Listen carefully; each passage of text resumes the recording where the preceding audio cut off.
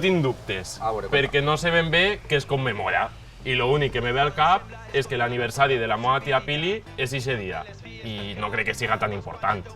No ho sé, ta tia Pili és d'Almansa És de pa i porta, i ta tia Pili va abolir els furs. que és un fur. Jo no li ho he preguntat mai, però crec que no. L'únic que sé és que fa unes croquetes molt bones. Ta tia Pili és de 1707. Està lleig, lo de preguntar-li l'edat. Generació Z no és, No, ja, i ja. del 1707 menys encara. Llavors no, definitivament el 25 d'abril no va de ta tia Pili.